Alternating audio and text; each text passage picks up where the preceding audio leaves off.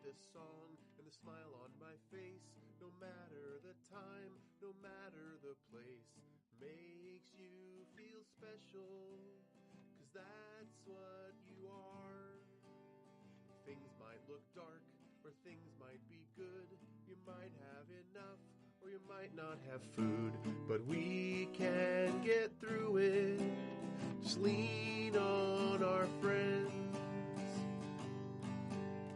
giving all you can give just to survive the day. Just try to be brave, 'cause help's on the way, and the bad won't last forever, so gather your hope or borrow from mine. You may not be great and you may not be fine, but I'll sing your song with you, and you can sing mine. And we'll build a new world, one song at a time, and as we go boldly, we'll fall on the way. But we won't give up, not us, not today. We're like a band of punk rock lovers, so I hope that this song and the smile on my face, no matter the time, no matter the place, makes you feel special, 'cause that's what you are.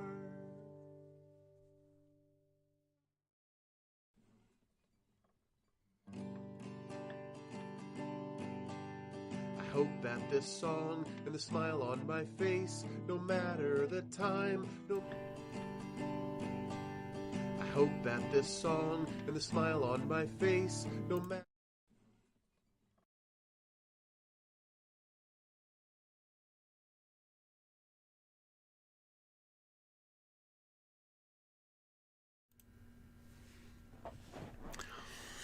All right. Hello, everybody. What's up, Palmer? All right. Good to see you. I have a headache, and I couldn't focus to work on anything else. So this is me gonna go do something dumb and just work on something that takes relatively little effort on my part. But who knows? Maybe it'll stretch my brain. So here's what we're doing. We're writing a musical set in the universe of Neo Babylon, where two of our games are set. And as you can tell, I'm not, feeling kind of cruddy, so I'm not going to bother to gussy myself up. But here's the plot. Now I have to be very clear what I'm doing, so you'll understand my process. Here's where the idea got started. I was looking through, what do you call them?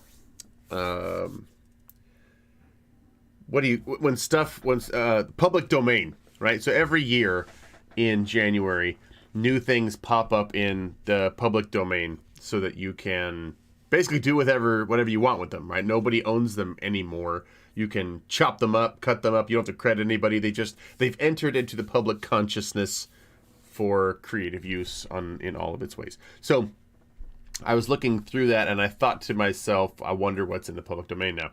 And I found a section where musicals have gone into the public domain. And I thought, oh my God, wouldn't that be fun if there was some sort of musical that was in the public domain that I could just mess with and just fart around with. So I went looking, and I found a musical, and some of the themes sort of popped into my head as some themes I'd be interested in exploring. And so there's this musical called, I can't even remember what it's called now. The Quaker Girl, I think it's what it's called. About a sort of innocent Quaker girl, and she ends up moving to France and having sort of adventures, and she becomes sort of the Frenchiest French person in France, even though she was, a Quaker in America. So I started taking that, and basically here's what I'm doing. I actually didn't download the songs. I just took the lyrics from the songs without hearing the actual music. So I don't know what the actual songs sound like, so I'm not going to be ripping them off too hard. But I took the lyrics and I changed the lyrics to be lyrics that made sense in our world and in the story. And then I went to Audio Blocks and got some public domain, or not public domain, but at least free to use music, and started jamming these lyrics and these songs together.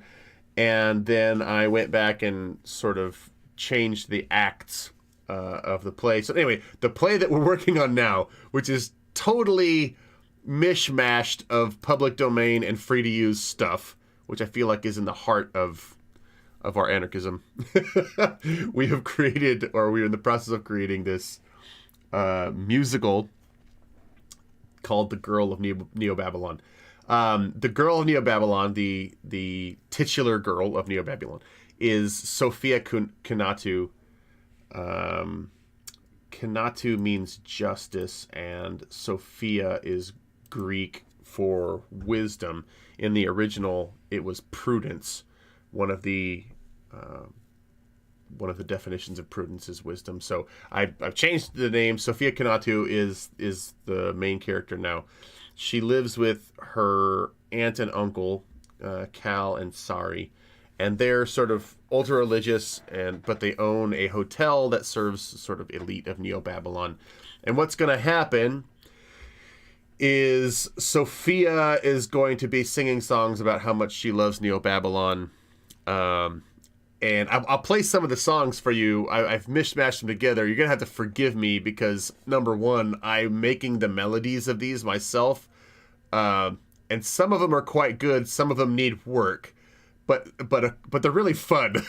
I do what I like and then assume that people are going to like it too. And I'll play something for you here in a bit. That is my daughter and I, put one of the songs together almost completely, and I think it came out fantastically. It's just super, super, super fun. So if we end up getting anywhere with this, what I'm working on now is trying to get the non-musical stuff together so I know where the musical parts will come in. So that's what I'm going to do right now. I'm just going to basically take the script of A Quaker Girl and change it until it makes sense. I don't have a plan. I mean, I have a general outline here, which I'll try to be referring back to, but I don't really have a plan other than just change it one sentence at a time until it emerges as something that sounds intelligent. But I do know the first song is going to be this song down here. It's called Time, and I've already embarrassed myself with this cruddy way I write this. But anyway, I'll play this song to you, but I've got to get all of this prologue stuff has to get us to the point where someone, either Sophia or another person named Reb, is going to be singing the song. I think I'm going to have Reb sing this song because Reb, placeholder name for now, like she's a sort of leader of a rebel faction in Neo-Babylon. She follows the teachings of someone called the Grey Star. And she is sort of dreaming about a better world. Let me play that song for you real quick. If I can find it. And actually, I know exactly where to find it because Palmer, I think I shared it with you not super long ago. So I can just go to Discord and find where I dropped it. And then we can play it. Let's see.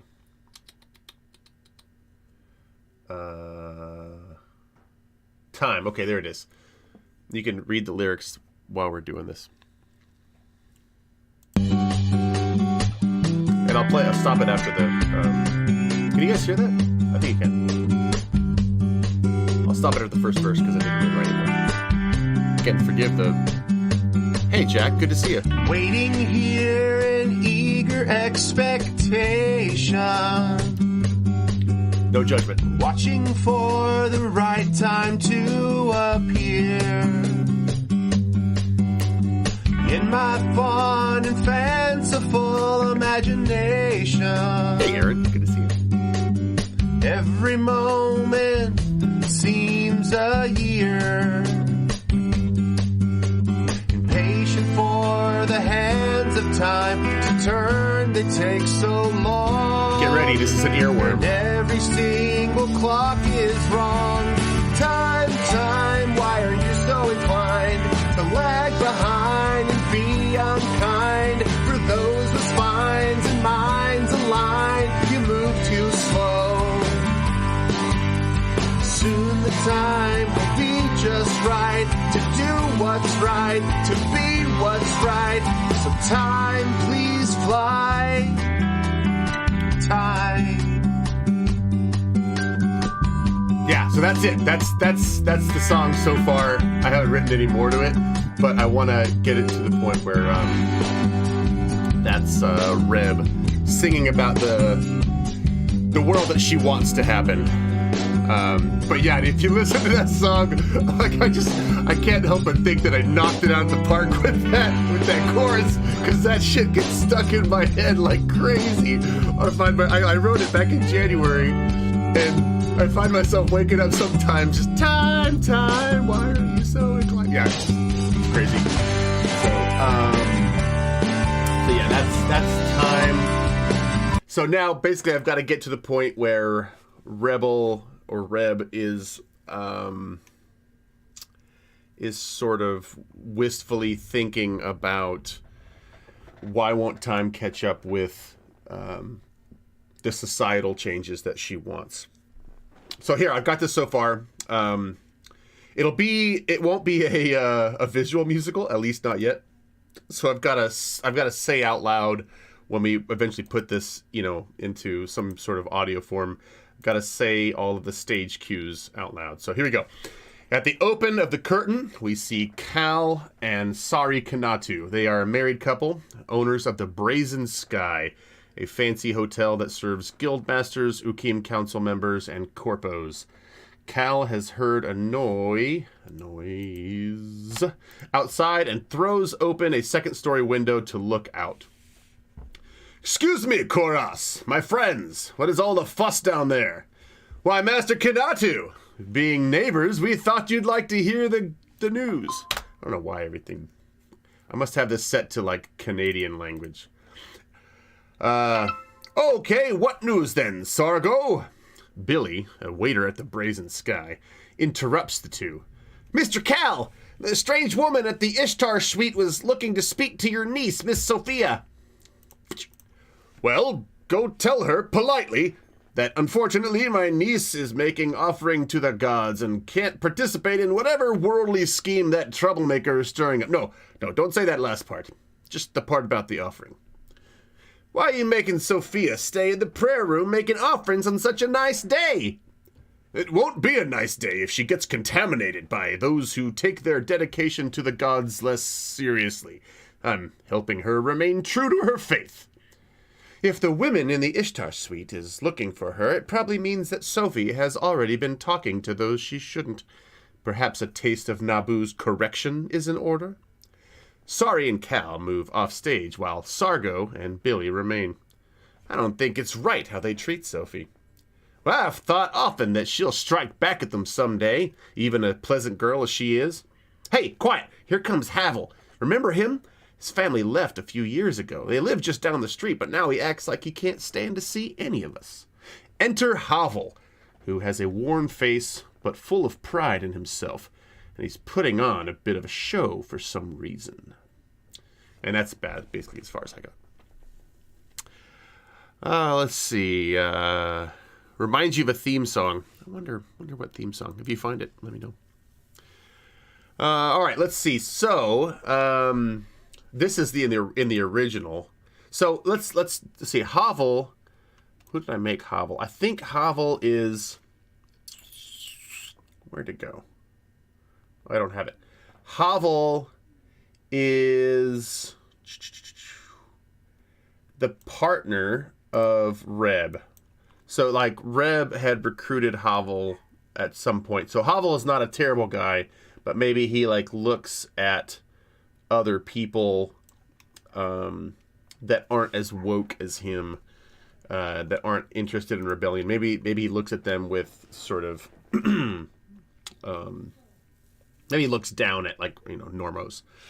And he says in the original script, oh, hey, Billy, have ye ordered the déjeuner? Is that what that is? Déjeuner? Or dejeuner? And I think here in the original, whoever Havel was before, is trying to make Billy feel weird. So let's sort of have Havel pick on Billy a little bit, sort of poke at his patriotic nature. Let's see. Oh, King of Greyfell. Let's see. Now that I think about it, whatever happened to the Sixth World musical malarkey I heard about. There was a Sixth World musical that happened. It wasn't my creation, but it did happen. I think you might be able to find it by searching online. It might be called like Dunkelzahn musical or something like that. But yeah, it happened. It's out there. It's a thing. Let's see. What would a rebel say to sort of soft dunk on a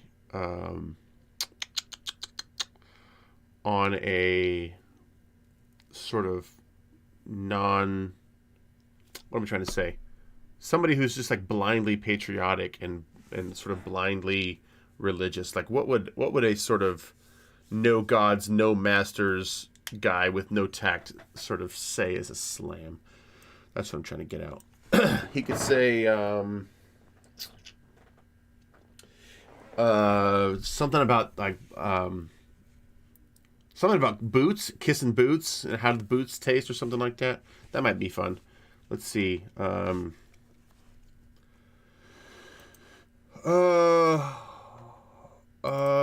okay. We'll have him say something like, "Oh, have you seen the new boots? Have you seen the new?" Let's see. Oh, like I said, I'm writing this as we go. Hey, Billy. Long time no see.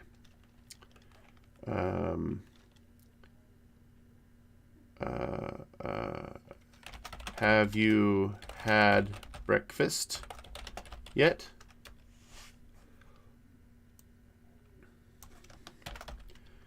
No, not yet. Not yet. I was waiting until the guests have had their fill. And then Havel says something like, let's see, what would Havel wait until the guests have had their fill, and then Havel says, "Oh, I'm quite done. I don't care for the taste."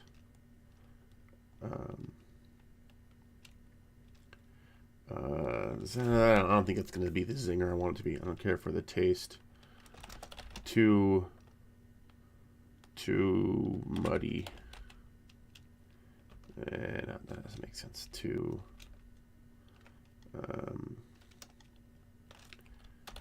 the textures. I'm not. The joke's not coming together. Let's see. Oh, I'm quite all right. The stuff you're used to eating doesn't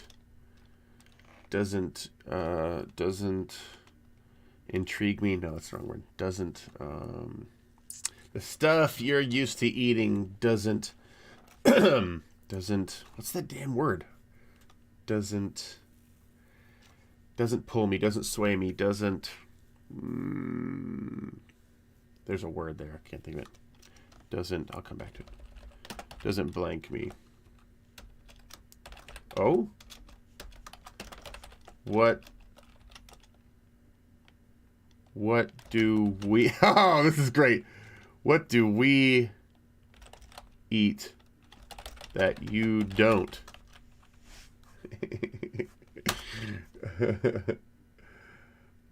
Hollow. Well, that's not really working, is it? Are these two separate columns? Oh, they are. That's a problem. Fart.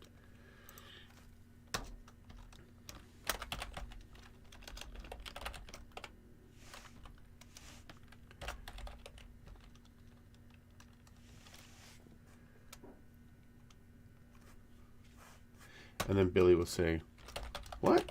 What is that supposed to mean?" And he'll get interrupted by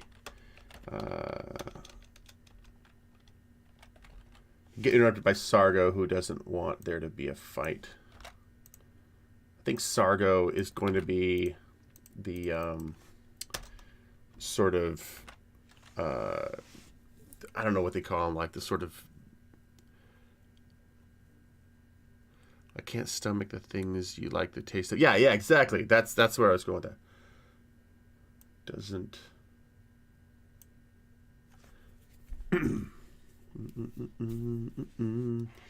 The stuff you're used to eating doesn't. There's a word. What the hell is that word? It's not intrigue. Let's go to the.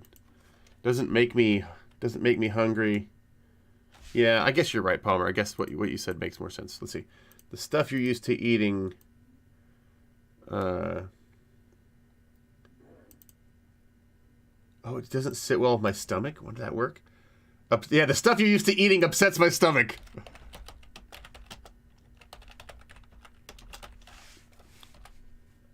Oh wait, that's wait, I got it. The stuff you have a taste for upset. Oh, what do we have a taste for that you don't? That works. Boots. What? What is that supposed to mean?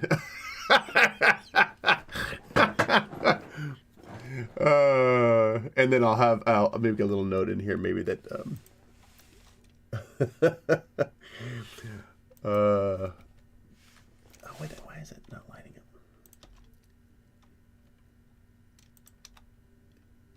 I hate this. This is doing this. Poop. And I'll put like hovel chuckles.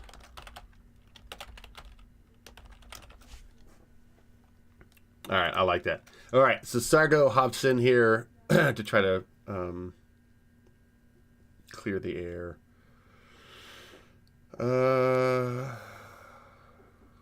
What is? I don't know. What is this word? Dejuni. Maybe we should find out. There be something as no gentleman mentions to a lady. Okay, I don't understand the context, so let's go find out what dejuni is. It looks like déjeuner, but well, that's not even a thing that comes up.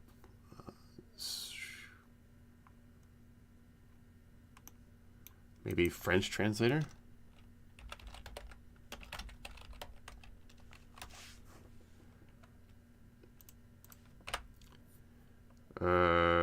Did you win?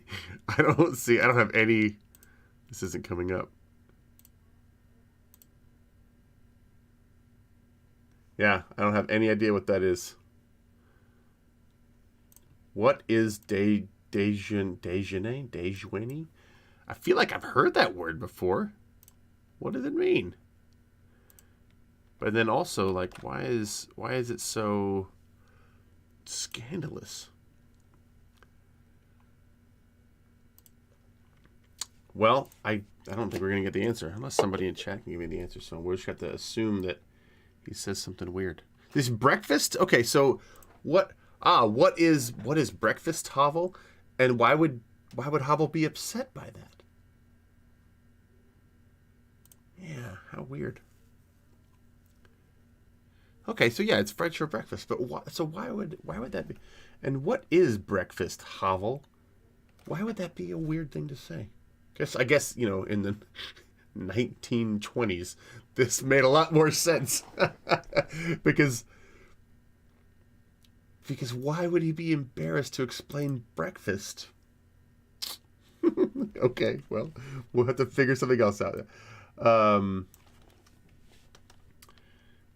Let's see. So how do I salvage this? I'm not going to salvage it. I'm going to erase this whole thing. It's kind of just basically what Sargo and Billy end up dunking on Havel a little bit. So let's just go with that.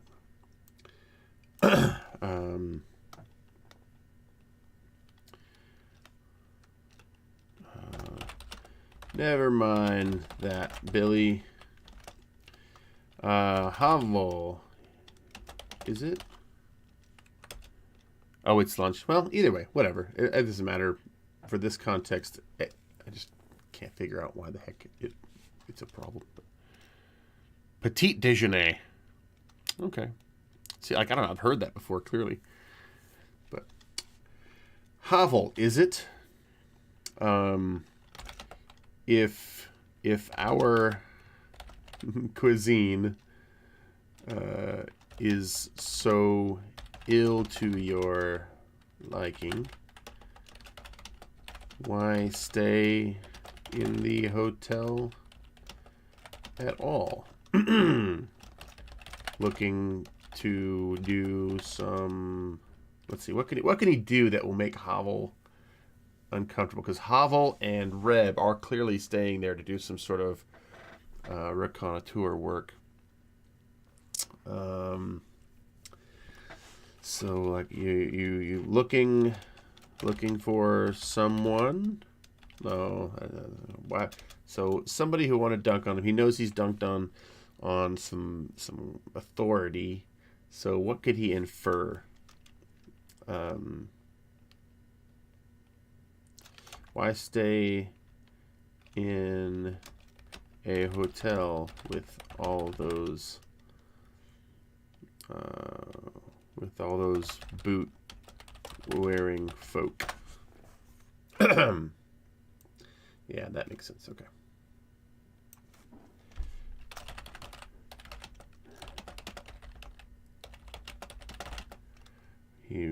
Havel's like, oh crap! I've been playing my hand. I need to tighten up my language. It's supposed to be a spy.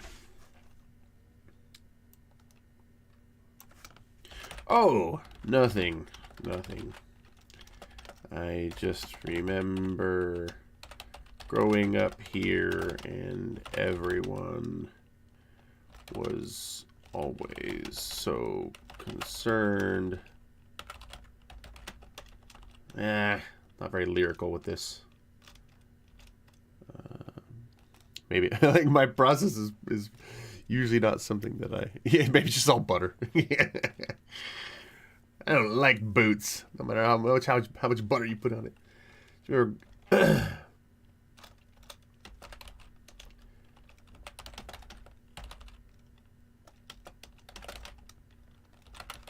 Everyone always so damn proper. It drove me crazy.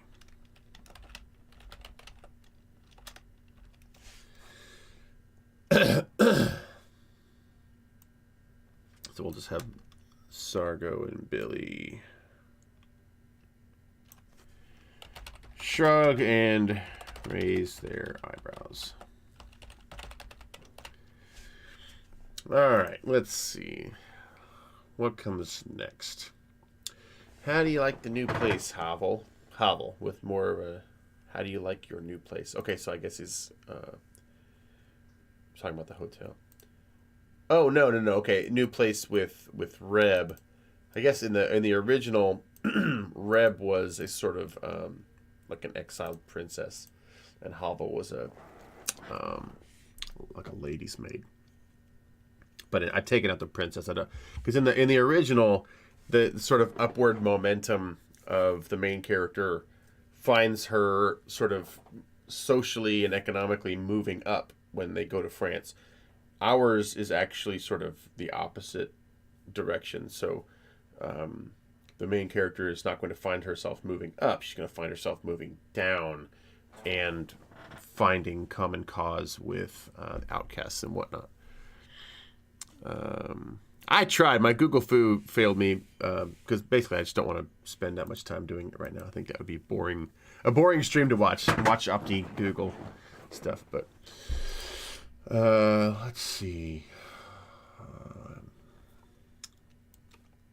So I'm assuming that if Havel is with an anarchist cell or something like that, then Billy is not going to know about that. So we'll say something like, "So where did you end up running away to, Havel?"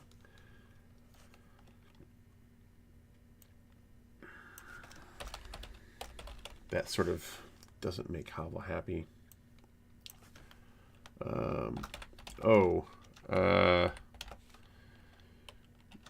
Here and there, you know, around Billy and Sargo. No, let's just have Sargo. Around, huh? Yeah, I'm streaming. Come on in. Say hi to everybody. All 5 people. Look at me real quick. Huh? Look like I'm having an allergic reaction on my face. Yeah, a little bit. Because I was eating some almond bread and now I'm all feel weird. Yeah. Sorry. No problem. My wife was having an allergic reaction, so she wanted me to look at her chest.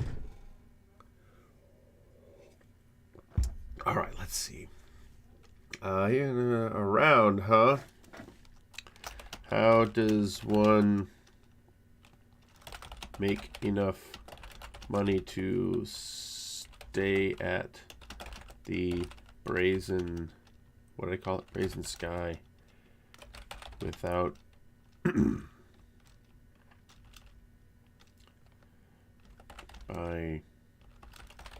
by being around?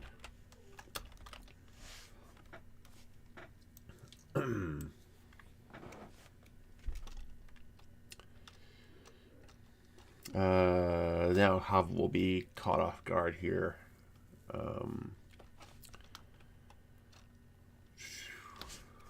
Let's add a note here that Havel is the original character.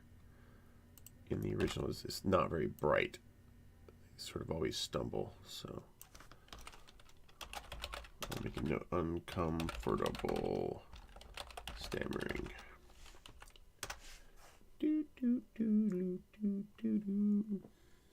Ah, we've lost a couple of folks. Goodbye. Goodbye. We barely knew you. Maybe I can lure some folks back. I'll share another song with you. This one is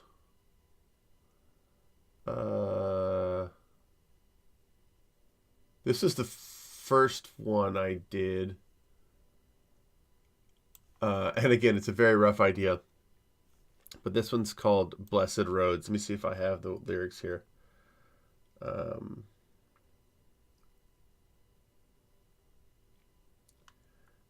I must not have the lyrics.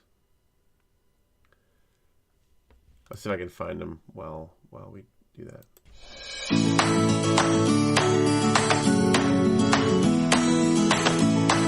This one is called Blessed Roads.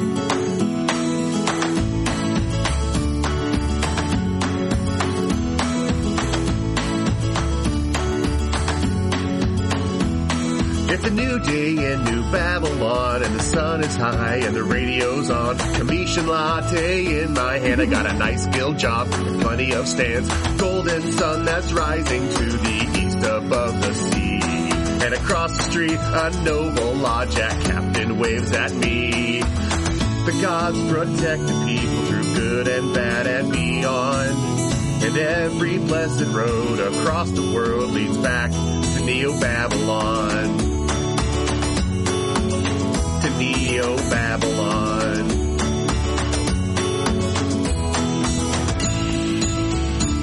I think that might be it. I don't know if I wrote any more lyrics to that. Tell me that's not really catchy. Oh, see, this is what spurs me on to do more of this, because these songs are just crushing it. I don't mind saying it. I just love them so much. They're my children.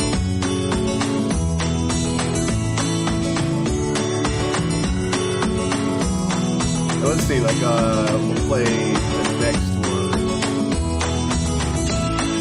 I don't have any more. I don't know when that one would play. My gut tells me that that's maybe the opening song. That maybe Sophia is supposed to be praying, and like that's what you get introduced to her as, and she's like trying to pray, and then she just gets like frustrated and just starts dancing around and singing in the prayer room, wherever they are. So this one, let's see. This next song is there's a Lawjack captain that comes to stay, and they are looking for Reb and Havel, trying to track them down. And he basically laments that if this was a while ago, then he would just basically shoot them in the face, but now he's got to do it according to the rules. So let's see. I don't remember this one at all, actually. Maybe it just didn't make an impression on me.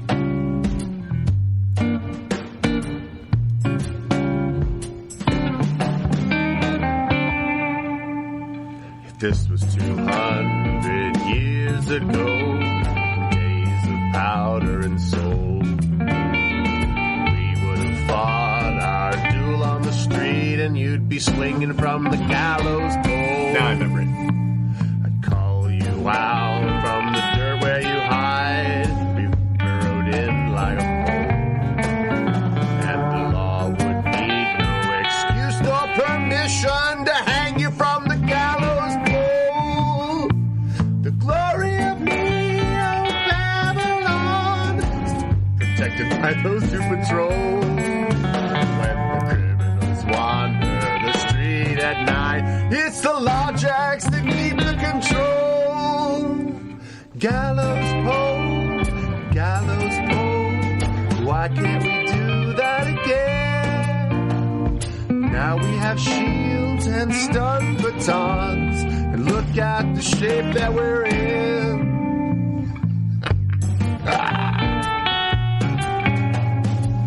Yeah, I don't think I recorded any more after that. But that's kind of fun.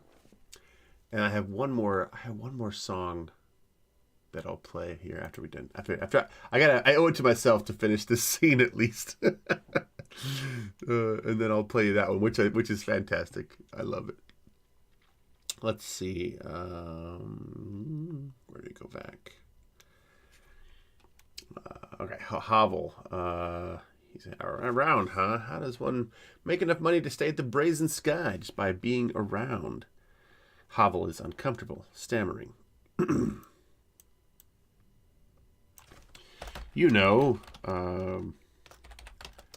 Big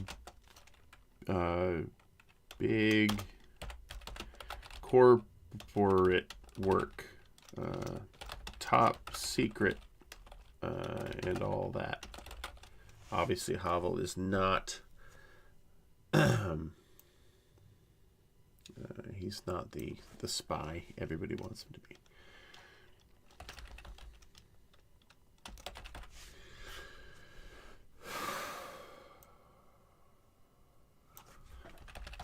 Look at each other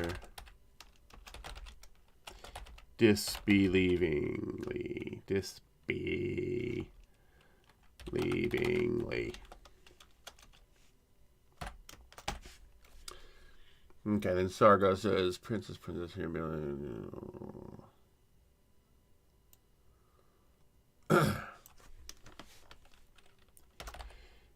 Yeah, it's Sargo, I think, is all of a sudden his interest is piqued. He doesn't believe for a second that Havel is a corpo. So he, I think, gets an idea that he is going to go back and maybe recruit some people to look in on these kind of things. And I think Sargo is a neutral character. He doesn't have an agenda, but he does want to know what's happening.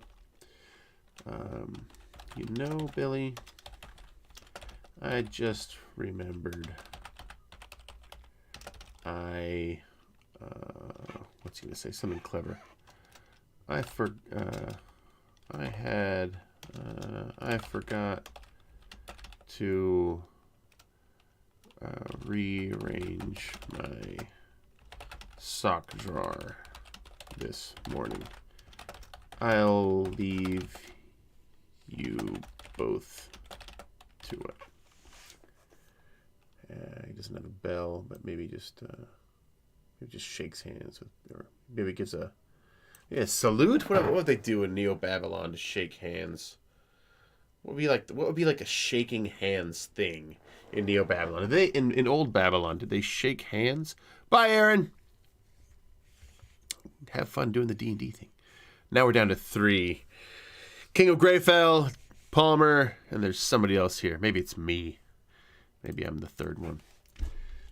Is YouTube smart enough to tell that it's not me? Let's see. Handshakes. Greetings in Greetings Babylon. Let's see. Old Babylonian greetings formula. Sure. That sounds interesting. What's that about? Any letters. Well, I mean, that's kind of fun. Let's see. They have a formula. A man might include his own city god, recognize the city god of the addressee too. That would be boring. They both live in the same city. Okay, so letters won't make sense because they all both live in the same city. Babylon. All right, let's try a different tack. That's not working. Handshakes. The history of the handshake. Okay. Oh, look at that.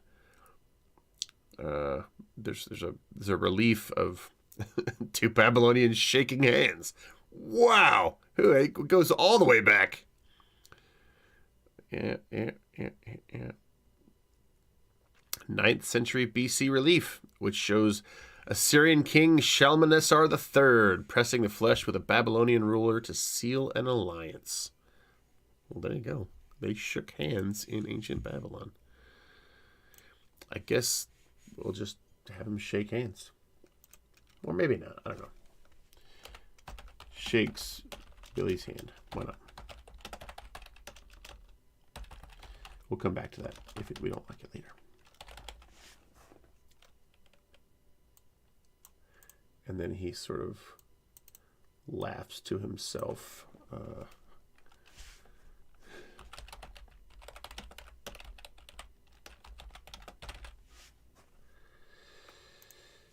Billy, so corporate work, huh?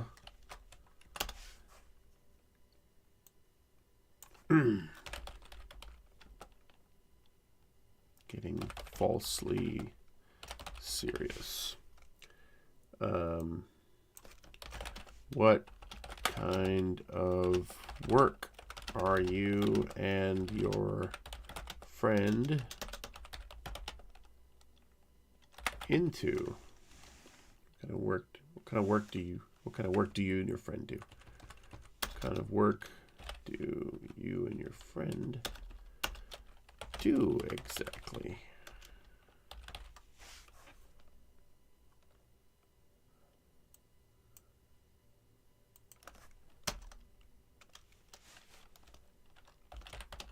Oh, nothing very interesting.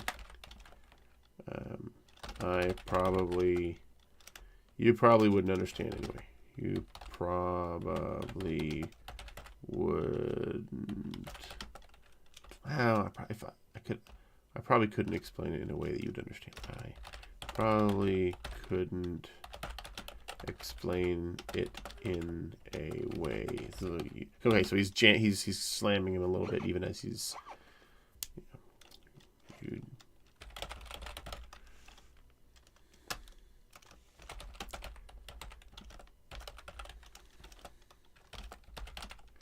I wish I could say it was good to see you, but I won't.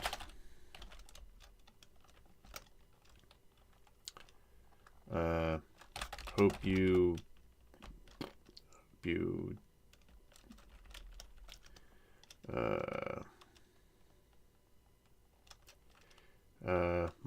okay, well, what will we say? So let's add some God flavor in here.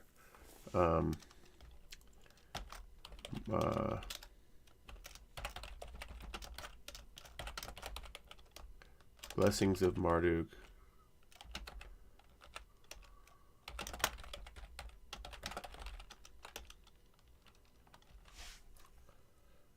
And then I'll just have him leave.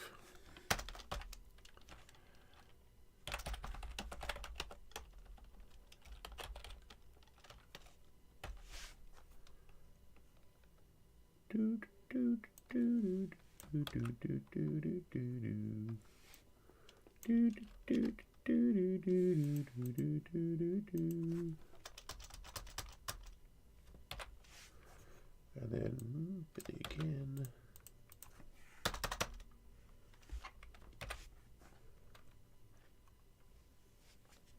All right. Or are we almost there? No, we're not almost there. Okay, so more work, more words from the word mines.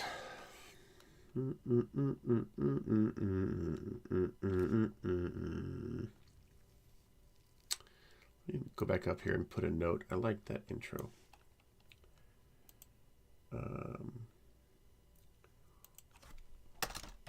Intro. Sophie alone in prayer room. I don't know. We call it something differently, I'm sure. But prayer will do for now.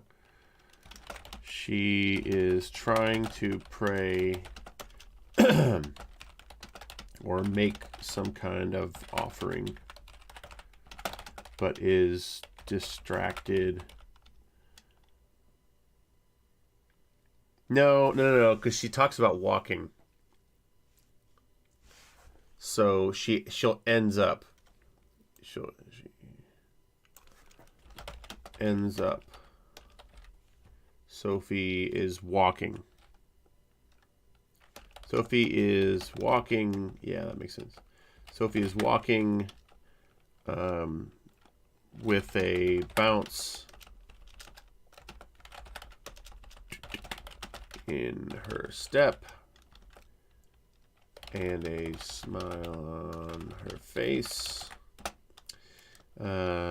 She's walking down the street where she lives and is headed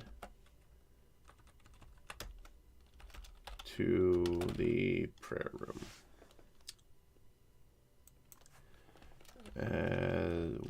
When she arrives, she's trying to pray, make some kind of offering, but is distracted by how damn happy she feels.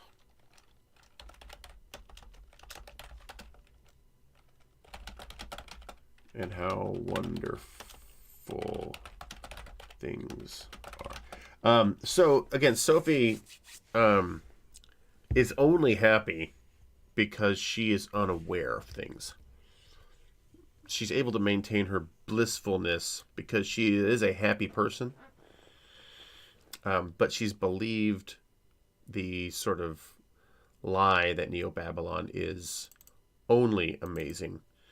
And of course, there are a lot of great things about Neo-Babylon, but there's also an underside to it that doesn't allow her to see things, or she doesn't see those things. So there's a if she knew them, she would be able to be happy. So, but she's kind of got a blissful ignorance going on right now. So that's where we'll put her opening song.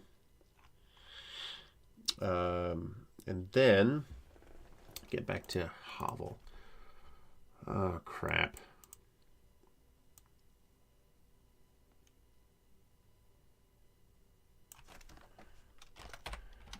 Oh crap.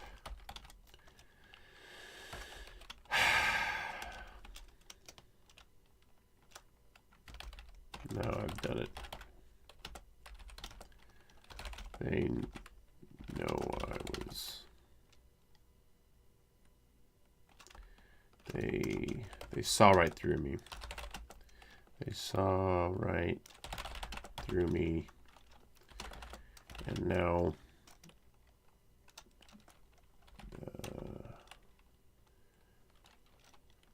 we'll have eyes on us. We'll have their eyes and everyone else's all over us.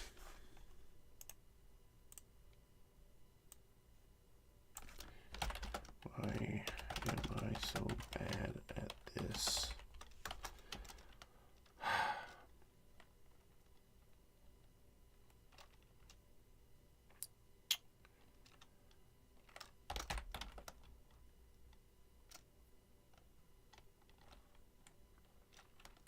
Oh, hi, Reb.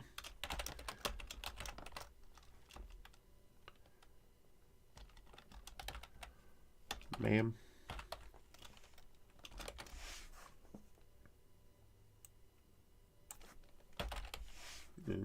He say he doesn't like authority, but he's fallen in with an anti-authority type, and he wants to impress her as like a sort of leader. So we'll have him sort of do this. He'll give her authority, which will make her a little bit frustrated. Let's see. Enter Reb from Hotel. She is a charming woman of about 20 years of age. Does that seem a little young for an anarchist leader? Or maybe like just the right age for an anarchist leader, because they would be giving authority to younger people, or giving leadership, or giving tasks to younger people. Then again, 20 years old, would you be able to pull off a ruse to pretend to be hoity-toity people if you've been trying to tear down the system? 20 sounds young to me. We'll do 26. That sounds betterish. Simply dressed in a summer frock. Well, let's see. What would she be wearing if she's trying to do infiltration? We'll say this. Wearing a... should Reb... Okay, I didn't actually think about this. Let's think about it. Go all the way back up here. I think Sophia is going to be a human, which means probably Sari and Uncle Cal are going to be humans too. So, put human. We gotta figure out the different people's types. Everybody is. Sari is a human. In our world, of course, you can get married. Maybe Sari or Uncle Cal. Maybe one of them's not a human. You can marry or have a relationship with whoever you want to in Neo Babylon, but the species are different enough that they can't create children. That's at least what we're going with right now. So we'll just have Sari and Uncle Cal be humans for now, and if we want to make one of them, because it's an uncle, right? So they didn't have children of their own, so one of them could be a non-human if we wanted it to be. Now Reb, what do we want Reb to be? Let's see. She could be not a Yetin, because I don't think that would portray what we want her to be as a sort of spy at this point. I don't know that. I think Yetin would draw attention just for being Yetin, staying at a very nice place. Doesn't have the ring to it to me. So maybe, Orc doesn't say much to me either. Neither does Goblin. So maybe if Reb is a dwarf or an elf, I want to say she's an elf. That's what's writing itself to me right now. So why don't we just put that in? If I want to change, I'll come back. And what about Havel? Havel strikes me as a dwarf for now. Lawjack Captain Tor. Again, we're going to put him as a human. Although he could be an orc, maybe.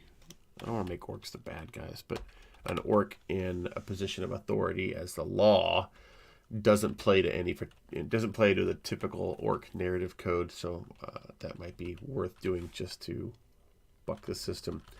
Nayet is a rookie Lawjack and a potential love interest for Sophia.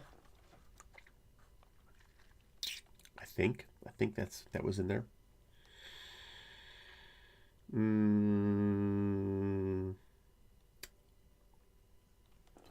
Let me read back down to see what I had earlier. Oh, okay. So Havel and Nayet were the sort of twin love interests that I had for Sophia. Because this is a musical, right? This is not just a normal adventure or TV show where I wouldn't be tempted to go with the trope. But a musical, I want a love song. So I'm gonna make it the love angle in the background. Nayet keeps pursuing her. Havel sort of just disappears in what I wrote. I wrote this like 2 or 3 months ago.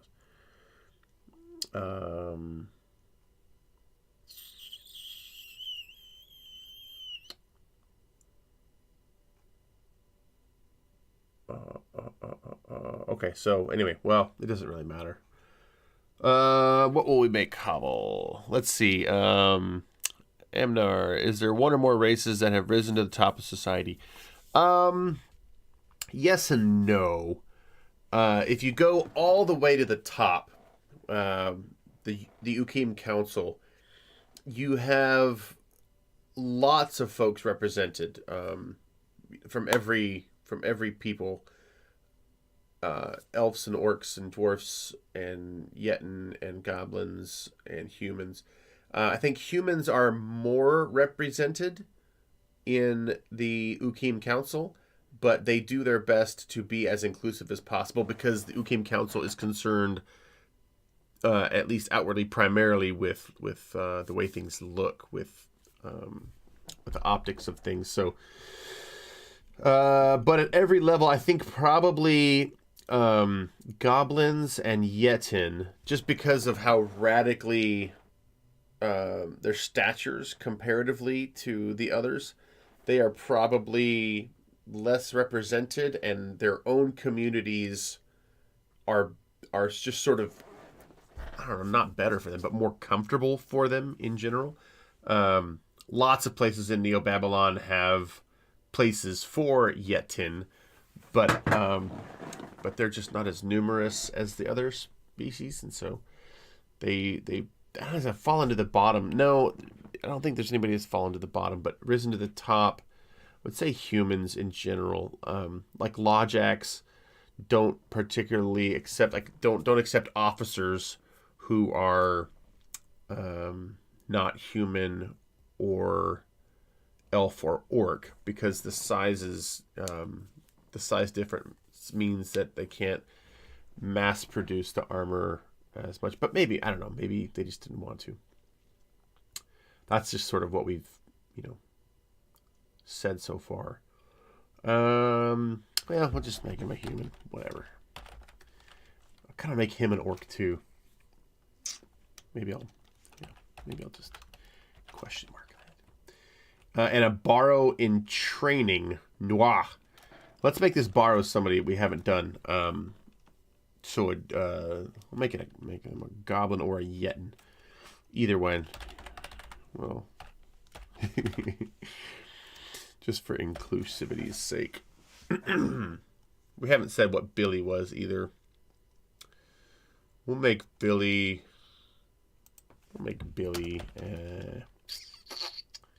man, got so many cool stuff. Like, we'll make Billy an elf. Whatever. We didn't have one for Sargo Evil. We'll make Sargo... I'll make Sargo a Yetton. He sounds like a fun Yetton.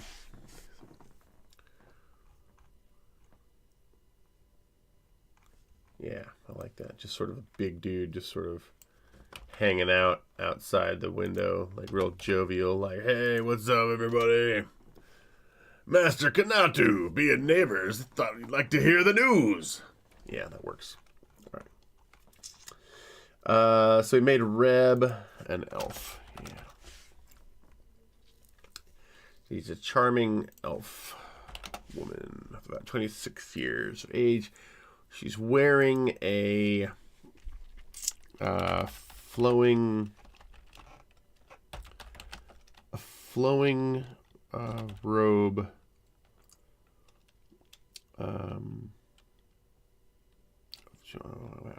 I don't need to be super descriptive here. I'm just outlining stuff. She's wearing a blue and gray flowing robe over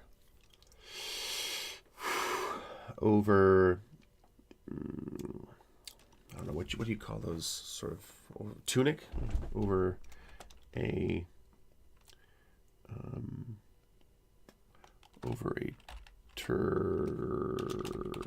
nothing really. Over a full length. We went back and gave most of the people species, which I realized I didn't have. I played a couple more songs. I haven't played the one that's most done yet. Oh, you know what? Okay, so at some point, I haven't listened to this one in a while, so I don't really know what it's like. But at some point, Sophie is going to leave.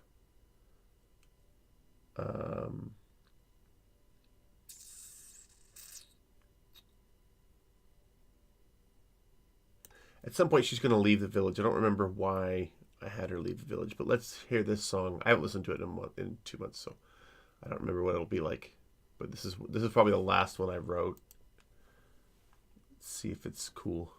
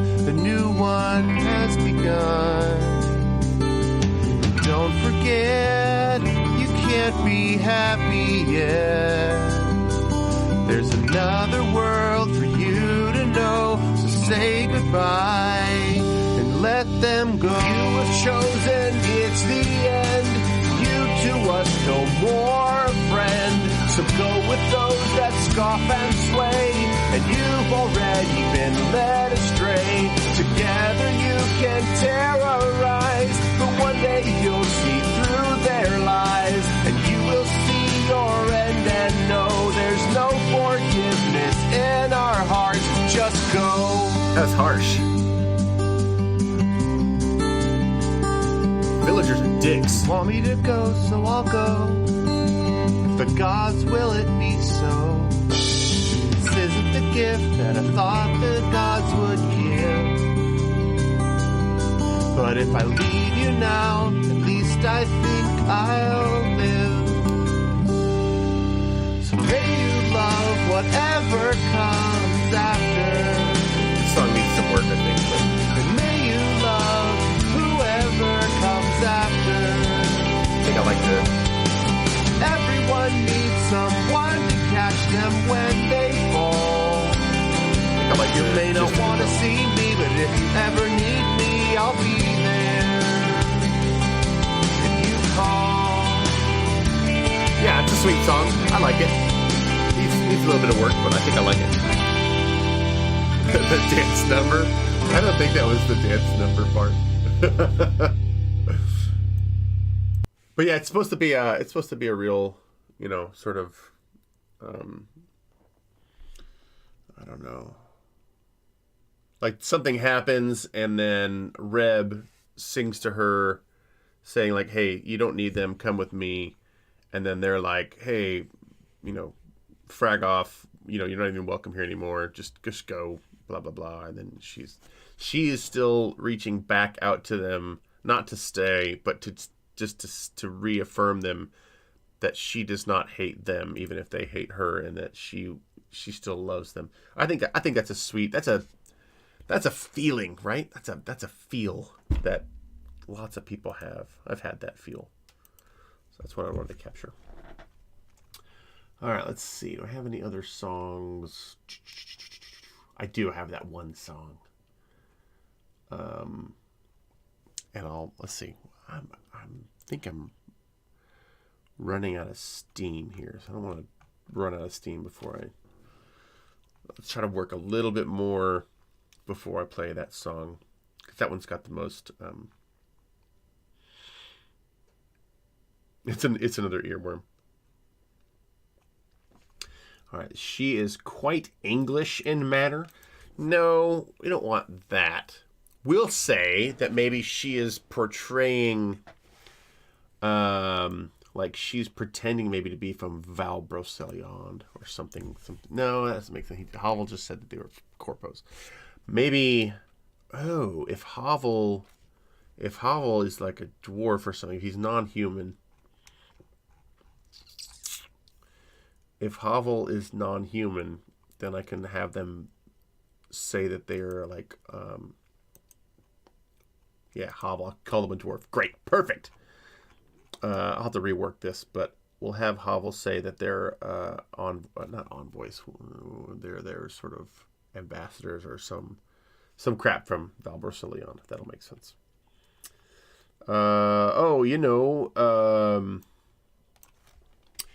Here represent. No, why would he be from Val Broceliande? We already. Okay. Forget that. Forget that idea. That doesn't work. We'll just keep it as it is. If I want to change it, I'll come back.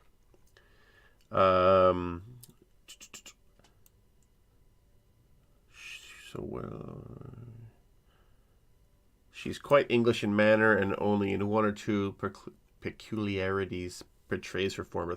So she's a French person. In the original, she's a French person trying to be English. So here, she will be. You know what? I don't need to explain this.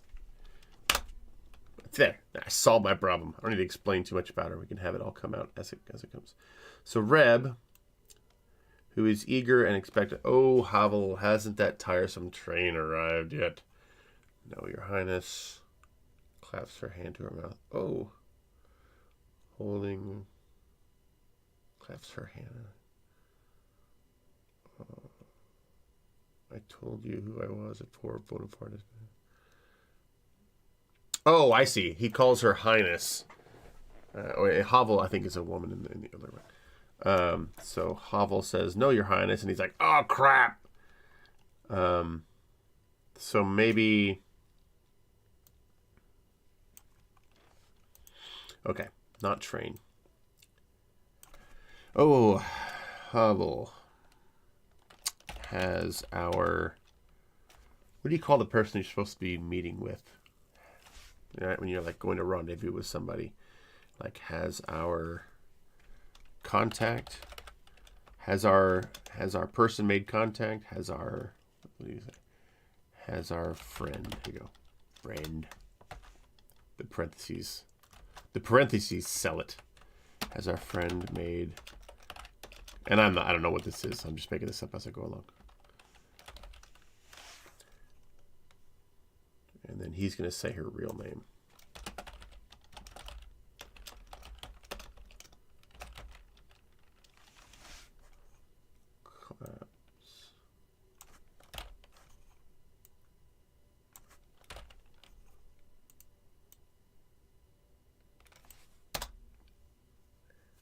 Holding up, let's see, holding up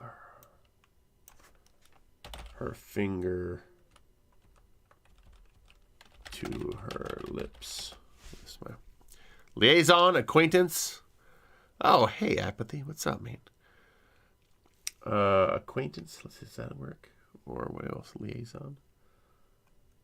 Oh, liaison kind of works there. Yeah, that works. Has our liaison made contact yet? Not yet, Rev. Oh! And then she's like, shh, remember, I'm an anarchist cell leader. Remember to forget, Hovel, that I told you who I was. A poor Bonapartist princess exiled from Paris. Remember to forget, Havel, that I am a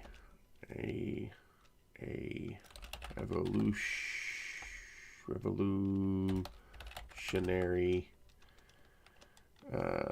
envoy from the Undercity. We'll just say it from the Undercity.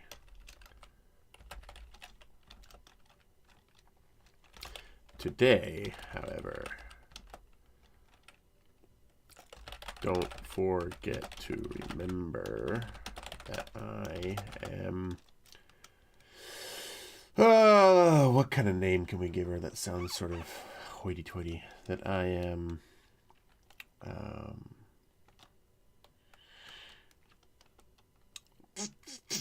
all right, well, let's go back to Babylon, which I love doing. The Akkadian Dictionary has been my great help in times of trouble. We'll go find all the names.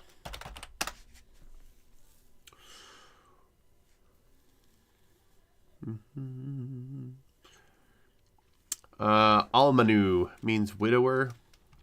Nah, I don't think that fits her very well, even if she's faking it. Female hair, I like it. Except Arna Batum. That sounds, I don't know, it doesn't sound really... Anyway, I don't care. It's just her fake identity.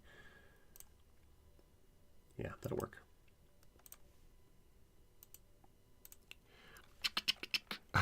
I am the very model of a revolutionary anarchist. I am Arnu Batum, the chief financial officer of Veritech Industries. No, I'm not going to use Veritech.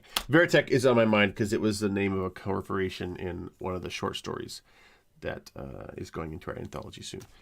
But I don't want to overuse that, because if I overuse it, even if I use it more than once, that is what people will remember, and Veritech will become higher than my plan is to not make the names of corporations very important at all in our games, so that you remember the people that we tell the stories about. You remember the gangs, you remember the envoys, you remember the good guys instead of the bad guys. Mess of Porridge. I'm Arnu Batum, the CFO of Mess of Porridge. We could do that. I don't think this one doesn't feel foodie to me.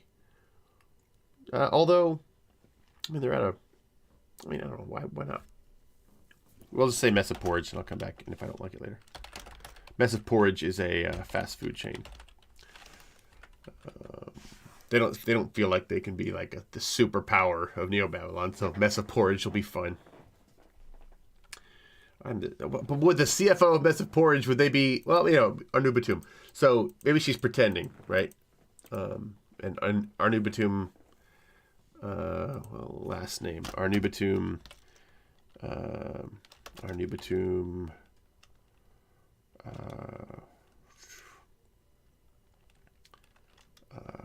what name would we give her? Landers.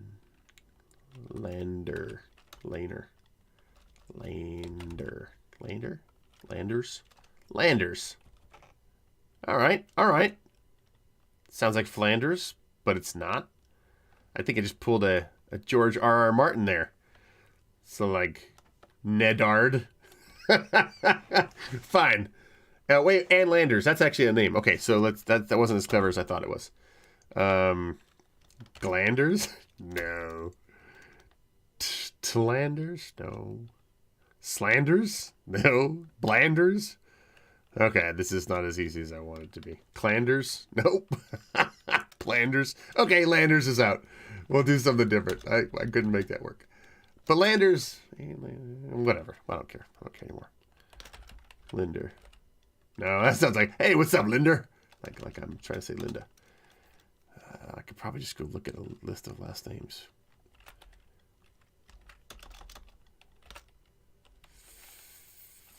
Fenlo.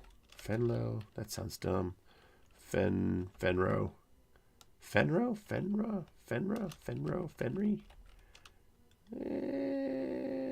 Fenry. Fine. Arnubitum Fenry. Fine. That sounds fine. Forest. Arnubitum Forest. That actually doesn't. I don't hate that. We'll keep that in there for now. Remember to forget, Havel, that I am a revolutionary envoy from the Undercity. Today, however, don't forget to remember that I am Arnubitum Forest, the CFO of Mesa Porridge. And then he's going to say, here to secure a loan from the Banking Guild. That'll be a nice placeholder for now.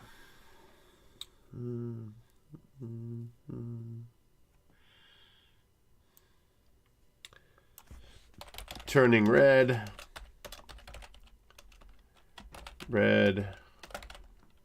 and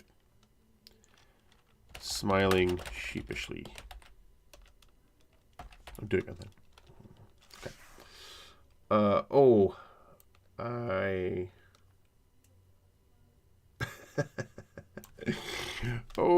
I'm so sorry. Anubatum.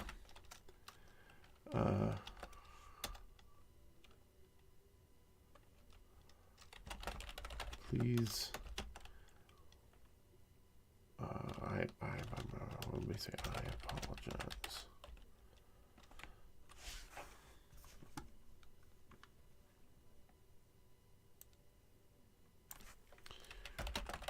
One little mistake doesn't mean I'm off the mission, right?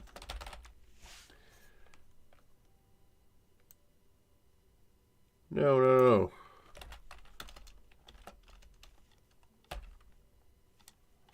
Of course not. Mistakes happen all the time.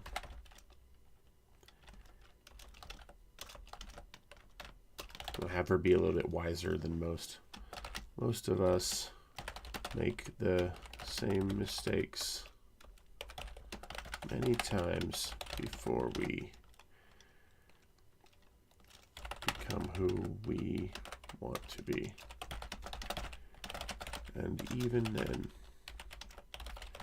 mistakes keep happening. So as long as you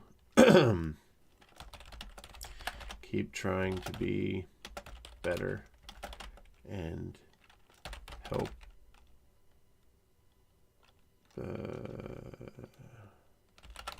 everyone around you get better too, you'll always have a place at my side. All right, so I think Reb's going to be like the Uncle Iroh character. She's just full of... She's not idealistic, but she is committed, and she's been around long enough to know how to keep allies and how to encourage them. And I think, if I decided to delve too far into her backstory, I'd say that she was mentored by somebody who treated her this way. So she's sort of just, even if it's not quite internalized yet, she knew exactly what to say in this moment because somebody had said it to her.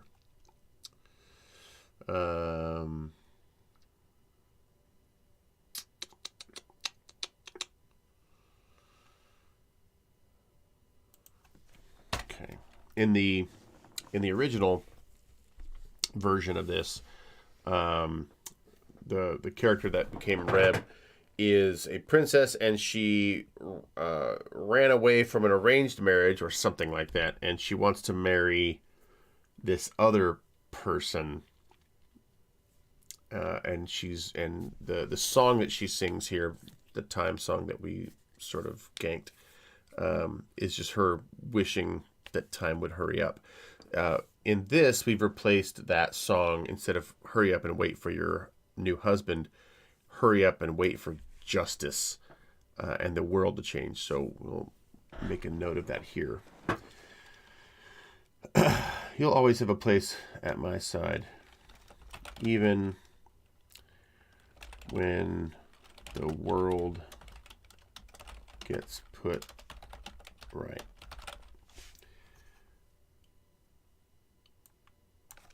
Well, that certainly won't be today, will it?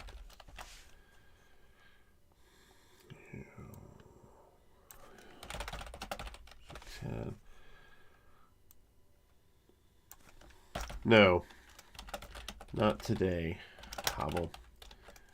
But I do believe we can make a big... I do believe we can move the hands of time for... We can... No, that's not working. I believe that we can help move the timeline up a bit if we do our jobs right.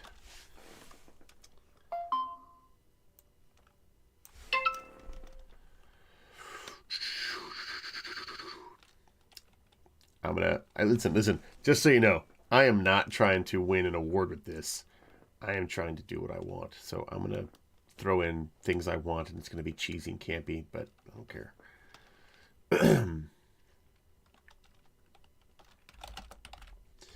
The moral arc of the universe may bend towards justice,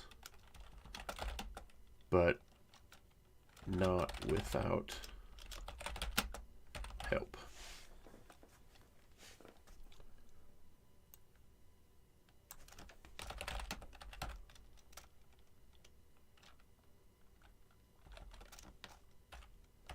Pause.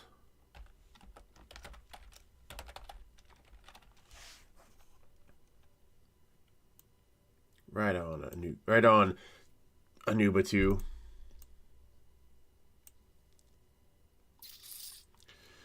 How does this transaction go? Let me read this. How's it going? Do let me run home and tell mother. Going. No. And put on my speckled muslin frock. No, it's to be a secret, you see. I've run away from school at Cheltenham. School? A grown girl like you? Be you backward then? Ha ha! And your young man be a-coming by the 10:45? Havo, please say Captain Tor. Okay, so Captain Tor is apparently the guy she was going to marry. I changed all the names via replace, so some of this doesn't make any sense with our new narrative. The original. No. The original is a play or a musical that went into the public domain as of January. It was I think it's called A Quaker Girl or The Quaker Girl. So yeah, we can do whatever we want with it still, which is why we're mangling it so badly. But I find it's easier to work with something that's even if by the end of it every single word has been flipped. I find it's easier to work with something that that sort of provides a rough outline. And since it's in the public domain, that's what we can do.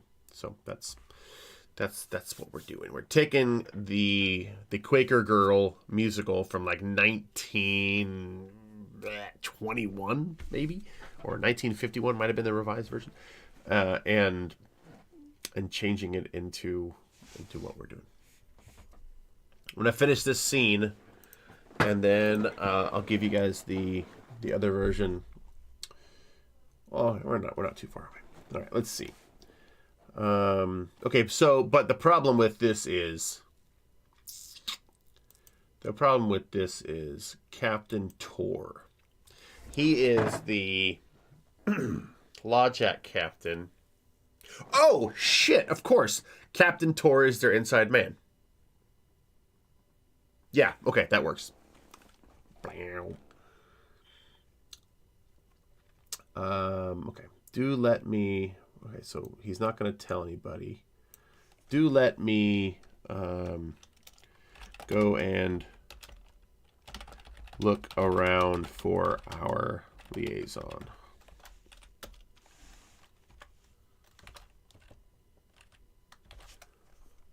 No.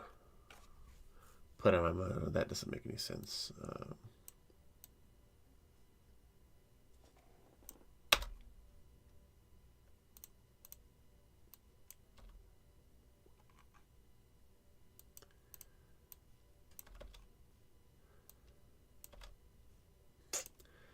I don't know what sort of formatting is gone here, but I don't like it. No. That isn't the plan.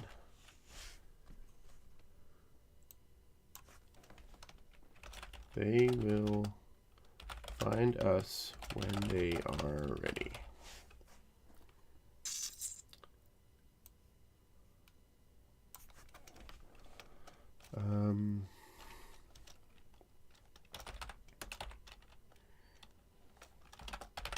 Of course they will. I'm just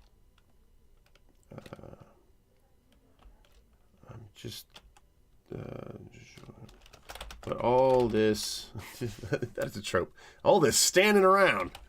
All this, but I don't care. Because, again, we're not trying to win any awards here. We're just trying to be fun.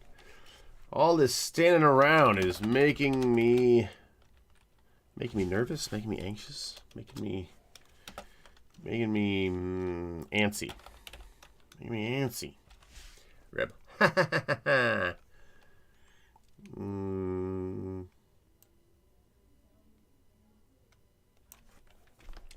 And our liaison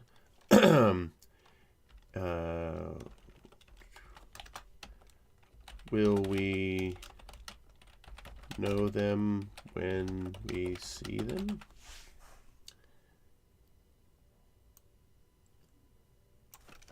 Why, of course, Hobble.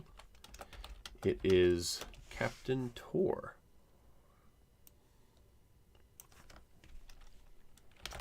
What? Really? A Lawjack captain is feeding intel to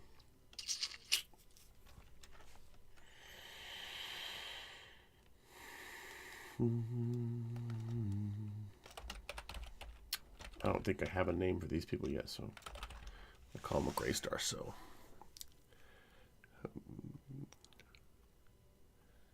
yeah, it is kind of neat. The musical opened at the Adelphi Theatre in London on 5th of November, 1910. Holy moly, man, that's why I don't get a lot of this context, because that's over 100 years ago.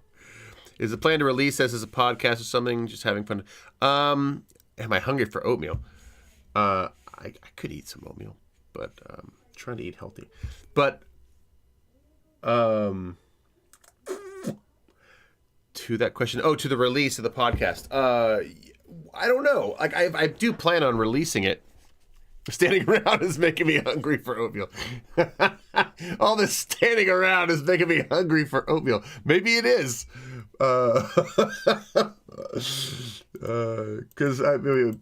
porridge is definitely a thing. All this standing around is making me hungry for porridge. I'm gonna release it some way. I don't know. We're gonna release it somehow. Like just as a fun thing, right? I'm not gonna try to make any money or anything like that. It was on my to-do list, and basically all of it just sort of supports the releases of gangs and other stuff that we have coming out. So it's just something that we can get out there in the aether, that when people get interested in our games or our worlds, they can go to our website or download the podcast and be like, oh, I love this world building. And God, if I can get some of these earworms stuck in their head, then that's great. Then they'll be like, you know what? I can't stand it anymore. I've had this song in my head for 4 days, and it's time to play one of Fragging Unicorn's games. That's my thought anyway. But also, I just feel like doing it.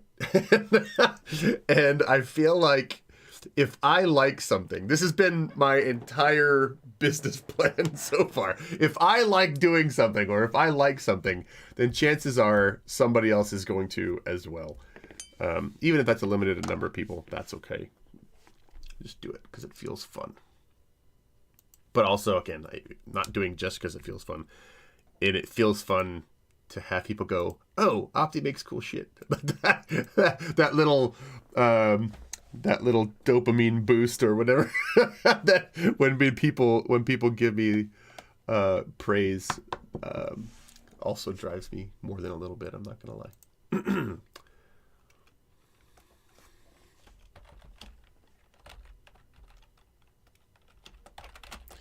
Who'd have thought that?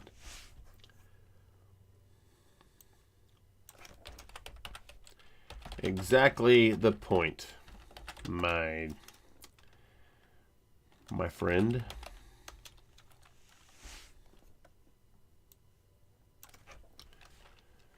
If he is on our side, then shouldn't he quit the law jacks and join us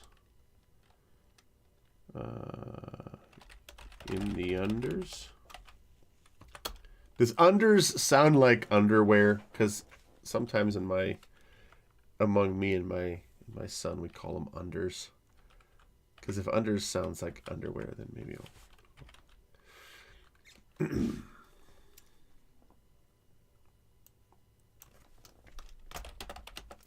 Let me give you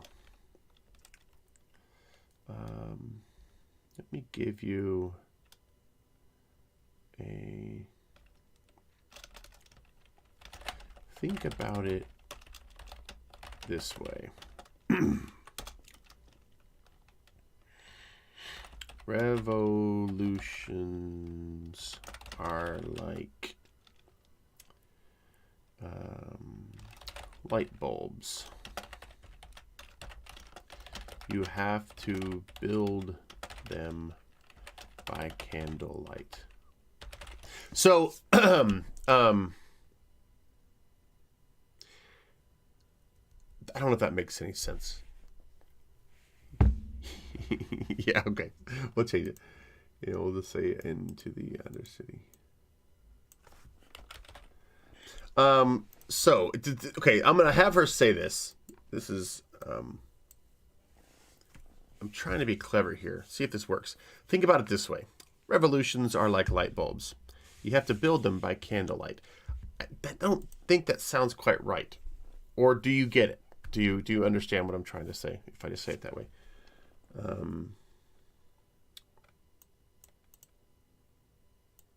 Or if I say revolutions are like this.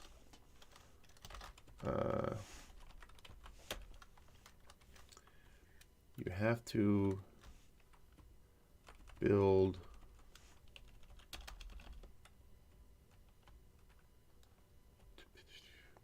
it makes sense. Okay. I'm just maybe the way it was phrased isn't.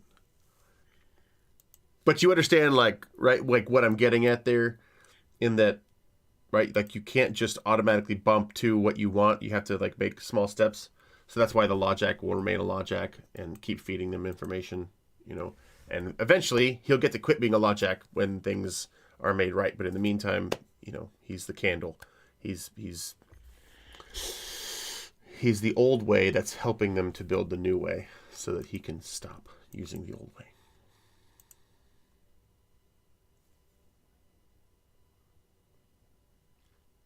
To me, it sounds like you the step before. Yeah, okay, all right.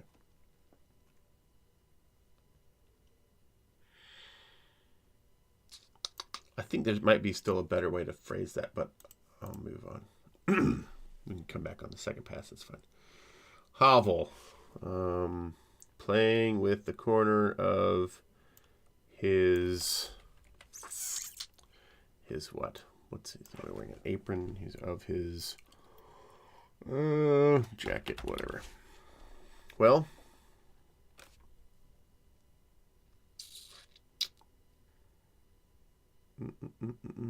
who is Jeremiah? I don't remember who Jeremiah was.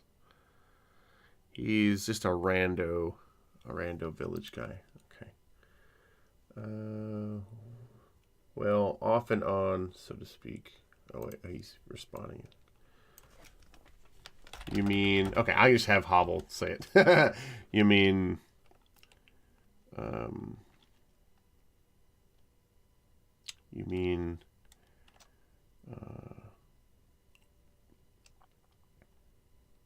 we have to...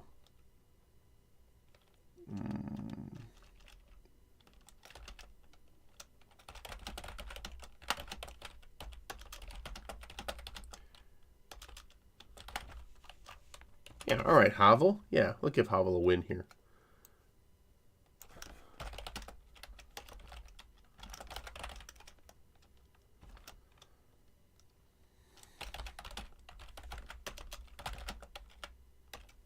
Yeah, I like that she's going to encourage him instead of just being shitty. Makes him feel good. Dwarf stereotype. I don't know. Let's see. Well, I don't know. I think I want to think about him as being young. So maybe he won't have one. Maybe he'll just twirl like his. Maybe he'll have just like a little soul patch. Or I was gonna say sideburns, but no. We're really purposely trying to stay away from the sort of Jewish coding for dwarfs. So we're gonna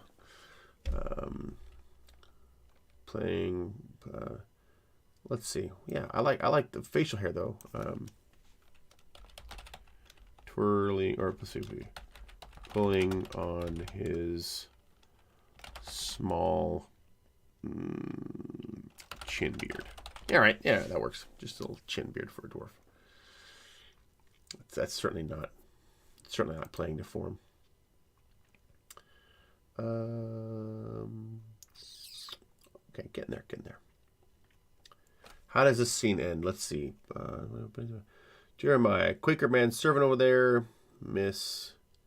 He's a blow hot and cold, and he is. Blow hot and cold? Yes, miss. Some days he be like wild horses fair, scarifying to a proper-minded maid he is. Other times he be that back. Gosh, these guys are talking odd. Ha ha! Oh, but Hovel, we're talking here, and the train may have arrived. Go to the station and see.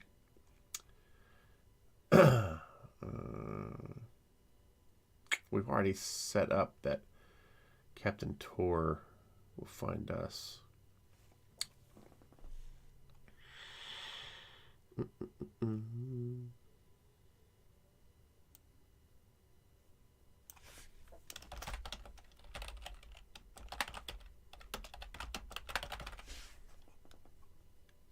All right, let's give Jeremiah a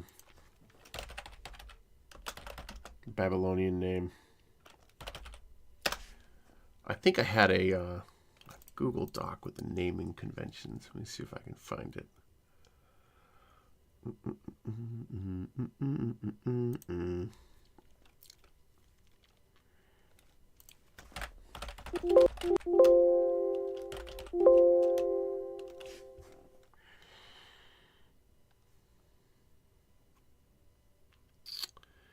Let's see. Come on, come on, come on. Origins, Neo-Babylon. Neo-Babylon names, honoring the gods, is the most common form of naming convention in Neo-Babylon.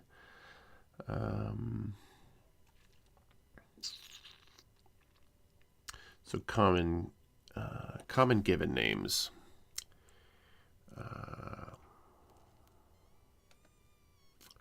Gebel.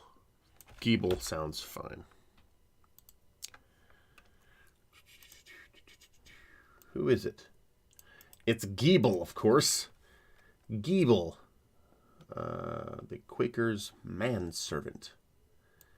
Gebel. One of the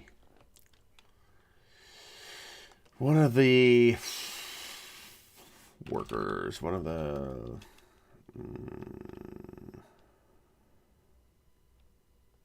servants? Will they use servants in this hotel? What would they call them?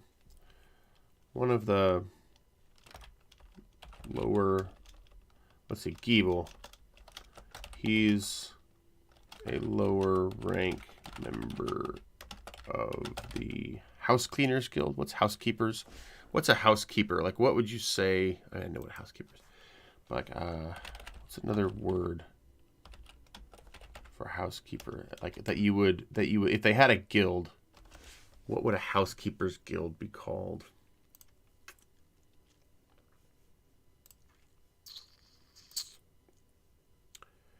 Caretakers, chambermaids. I don't know, chambermaids.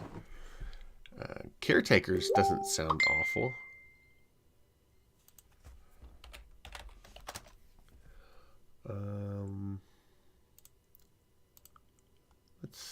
Let's see. Bellhop? No, I wanted to be like maybe caretakers. Maybe caretakers guild. That doesn't sound awful. He's a lower ranked member of the Caretakers Guild. He works here.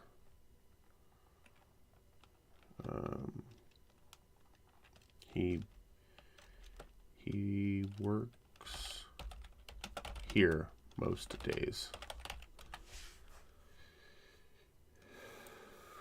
What's the point though of this? What's the point of this dialogue?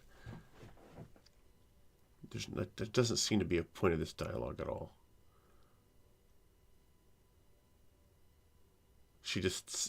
Howell just says, yeah, he's a real weird guy.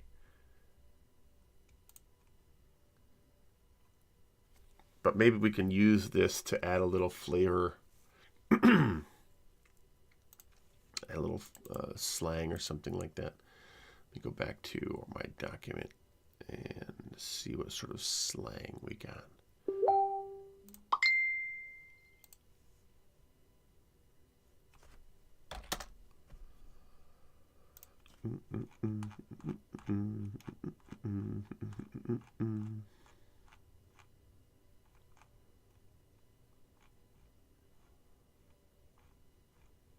Come on, there we go. All right.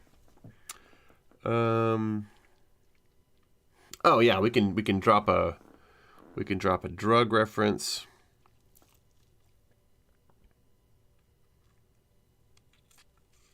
Okay, good. I like it. So we've got two drugs that we've made mention of. I don't think we did anything with them in gangs, but King Mud, it amps you up, and then Sacred Blue, which sort of calms you down.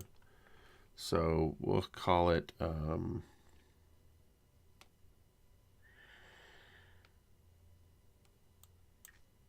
we'll say he's brown and blue, as they say. And then she'll be like, what the hell are you talking about? Brown and blue? What the cur is that? Cur is underworld.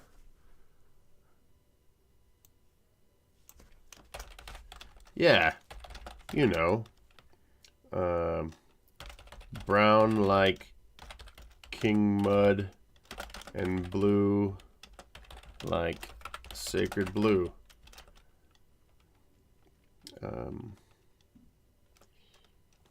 You know, when you take King Mud, it amps you up.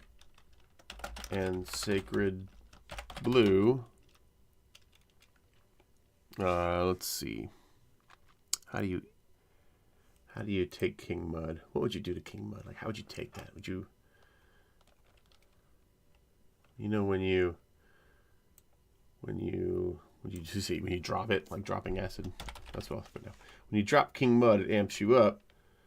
And when you smoke Sacred Blue, it calms you down. So, Geebles like that. You never know how he's gonna take you. Ha ha! Sorry, Hovel.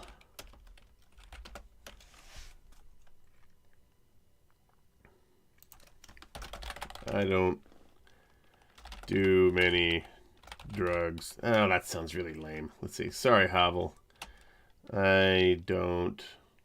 What would she say? What would something that would sound cool for basically like, I don't do drugs? Is there a way to say that? Jeremiah's in 3 songs, huh? Well, we should probably... Oh, that makes sense. That's why we're describing him. Okay, wonder what song he's in then. Well, we'll have to come back to it. But at least we didn't write him out. Thank you.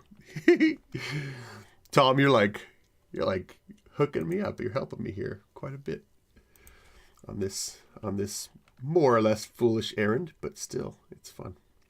So let's see. How do I say I don't do drugs and not sound like a after school special?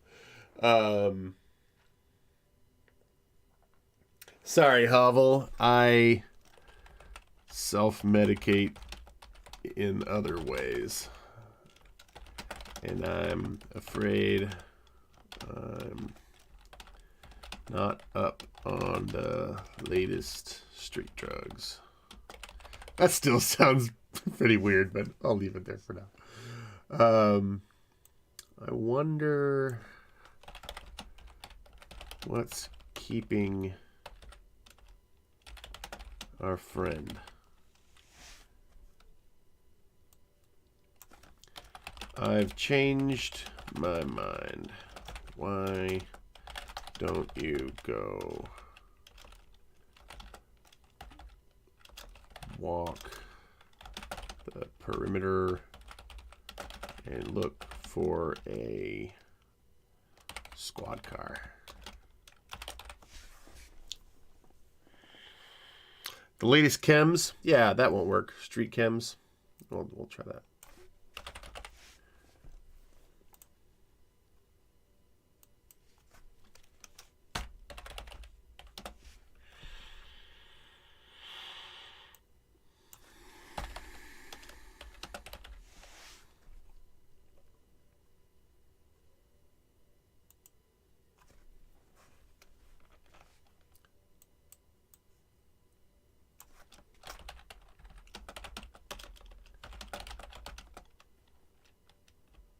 He'll be the law jack with no helmet, stepping out of the Lawjack Mobile. Lawjack squad car. I'll go back up here and look for our friend. Liaison.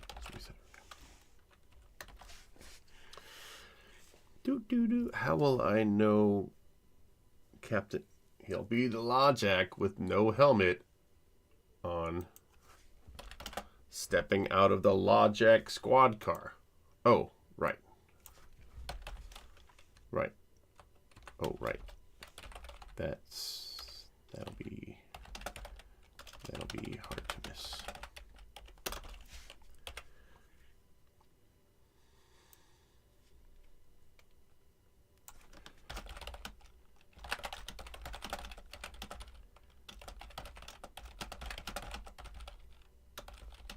It'd be pretty awkward to grab the wrong guy, right?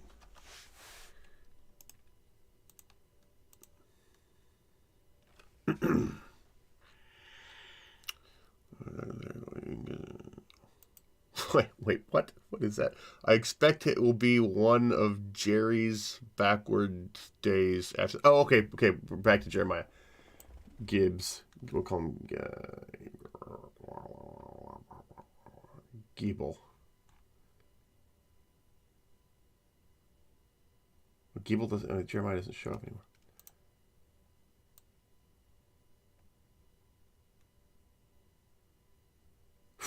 Okay, that's hard to walk through. Okay, so Giebel's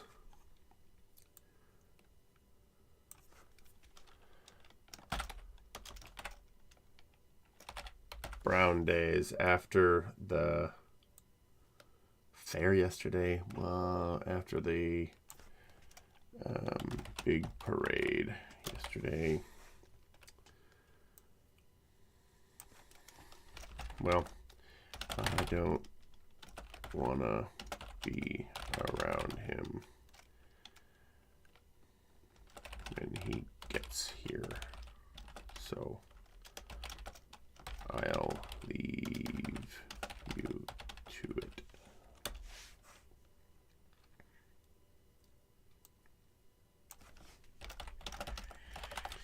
Oh, I won't be sticking around either. And then we'll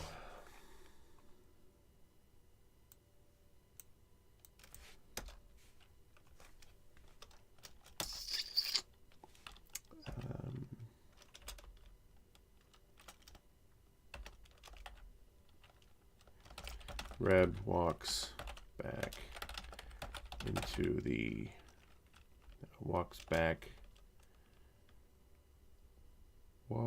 back a few steps, turning her back to Giebel until the man passes by, muttering to himself.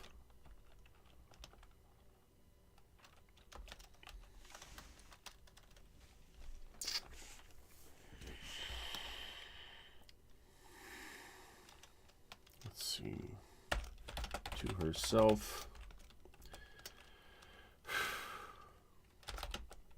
It always seems that when we get so close to having something that will really make a difference, something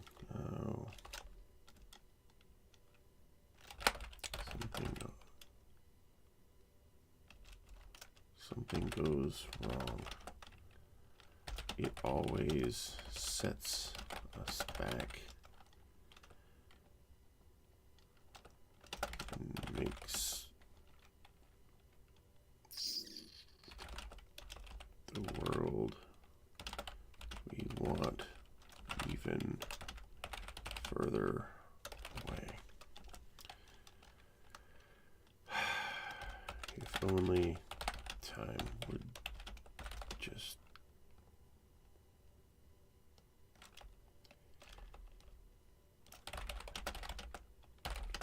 hurry up and happen. The world doesn't deserve to live.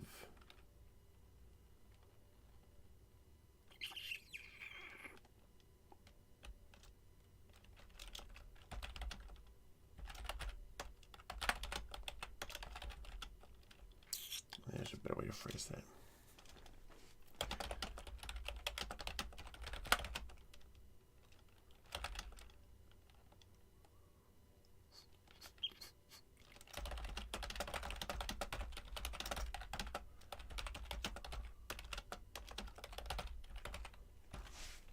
Oh, I won't be sticking around either, Hav. Reb walks back a few steps, turning her back to Giebel until the man passes by, muttering to herself. It always seems that when we get so close to having something that will really make a difference, something goes wrong. It always sets us back and makes the world we want even further away. Things just hurry up and happen. The world is tired of waiting for people to make it better. I'm tired of waiting. And this is at this point when the time starts to click in.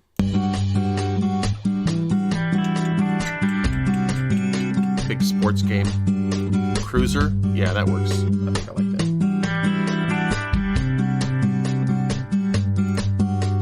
that. Waiting here in eager expectation.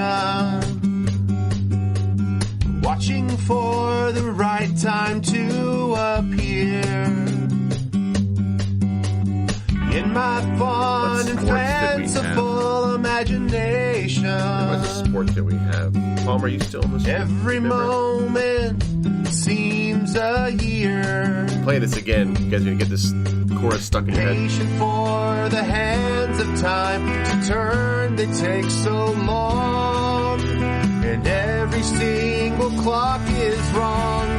Time, why are you so inclined to lag behind and be unkind? For those with spines and minds aligned, you move too slow.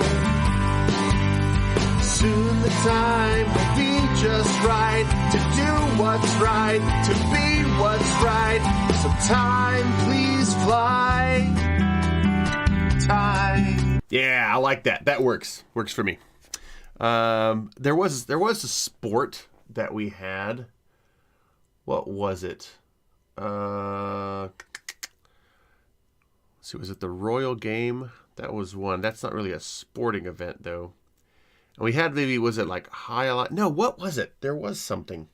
It was I'll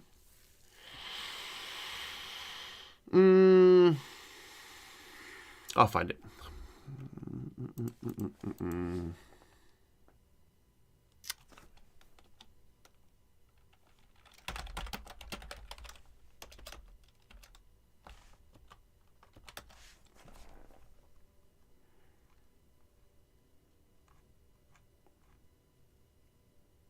Major.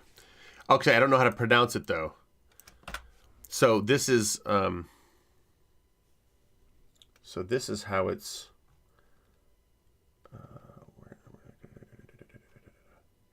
Majore. I can't find anywhere that tells me how to pronounce that. Is it major, major? It might be another language, but I have no idea. I can't find it anywhere. Maybe Google Translate. And if I just type it in to detect language, maybe it'll... Romanian for majority. Majore. Majore. That's as good as any, right? Majore.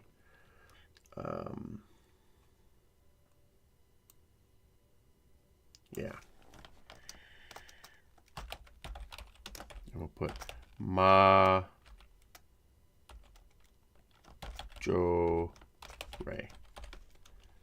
After the big Majore game yesterday.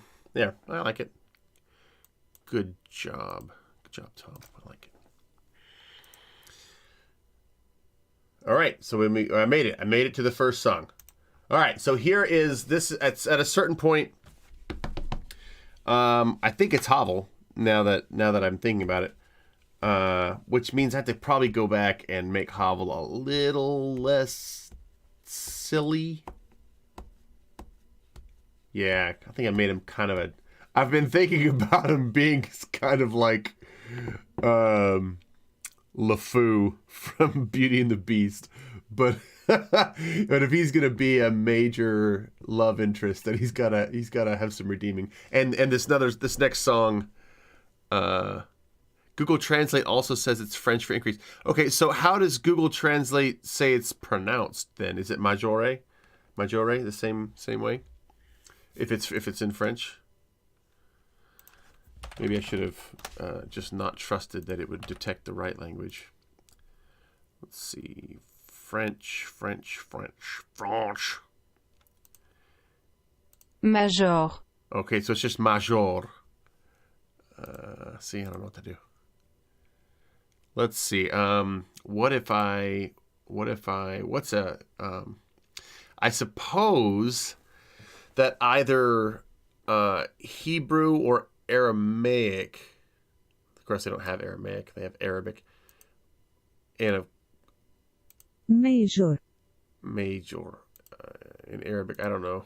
Let's see. And it wouldn't be. See that I don't. I can't even speak.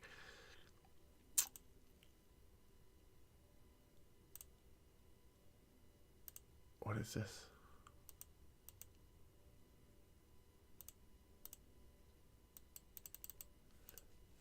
What's going on?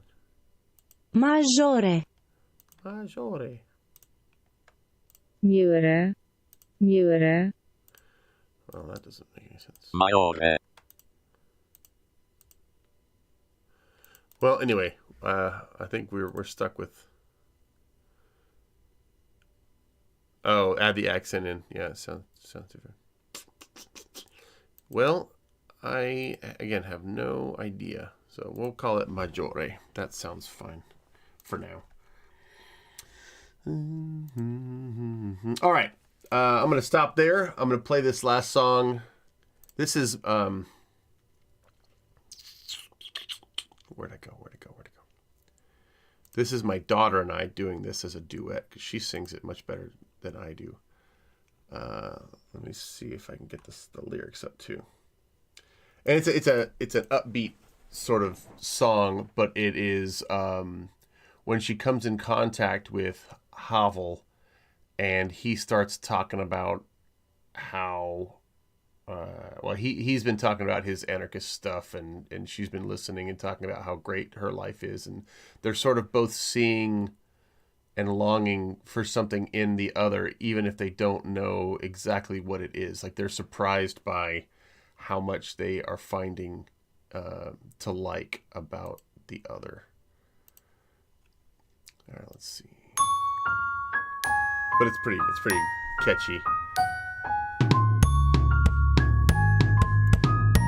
Some of the lyrics don't quite work yet. They need to be smoothed out. Some of the vocalizations, but I think it works. I'm just a proper citizen from childhood through my teens. I've never owed a debt or questioned anything I've seen. And I have faith in Marduk and Ishtar and Naboo. But now a spark of rebel flame is burning thanks to you. Why would a proper citizen, which I have been all these years, be so alive for the first time by what she's taught to fear? Temple time, we're taught to pray. For gods alone can change the world, at least that's what they say. But here you are, you're not that way. You're full of life, not black and white, but lovely shades of gray. I'm not a proper citizen, well, I guess you know by now. Status quo has got to go and I want to burn it down. And I don't have faith in all those gods something that feels like faith is growing thanks to you. At temple time, we're taught to pray, but gods who ignore all of the poor don't have time for. Here you are, and you're not that way. Your soul's a light, not dark and light, but lovely shades of gray. I'm not a proper citizen, well I guess you know by now. Status quo has got to go and I wanna burn it down. And I don't have faith in all those gods you've been praying to, but now something that feels like faith is growing thanks to you.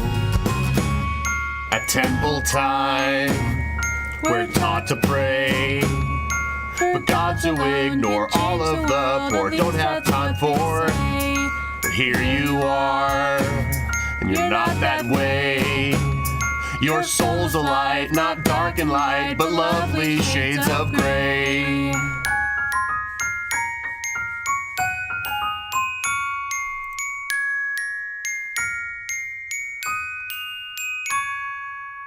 There we go.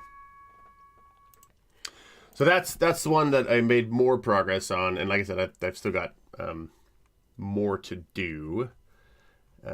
Changing some lyrics that don't quite work, and obviously I was not actually singing any of these songs. I was just sort of getting them out because I'm trying to figure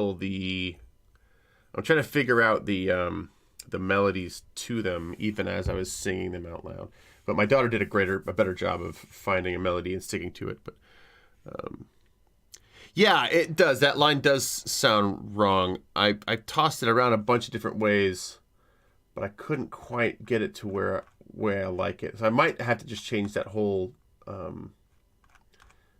thing, that whole like sort of not section, but what did I have? See, temple time, we'll try to pray, but gods who ignore all of the poor. Yeah, so I think actually one of these days I tossed it around. We're taught to pray, but I don't have time for gods who ignore like the hurting and poor or something like that. So temple time, we're taught to pray, but I don't have, but I temple time, we're taught to pray, but I don't have time for gods who ignore hurting and poor. Yeah, that could work. It's still not like perfectly hitting.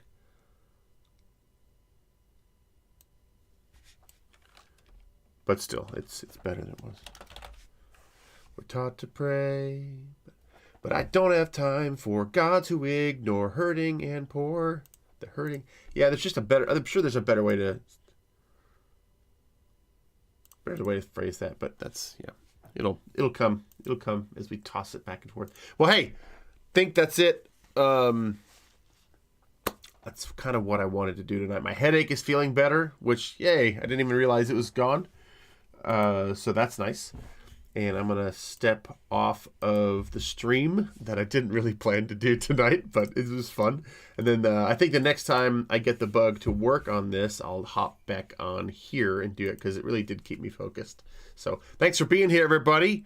I'm curious, again, it will not be as scattered as that, but I'm curious as to, from what you heard, does it sound fun? I hope it does. I hope that you enjoyed the brief musical songs. I don't remember if I got any other ones or if that was all the ones that. Good. I'm glad it was fun. Maybe there's another one. I want to figure out if I created any more when I wasn't paying attention.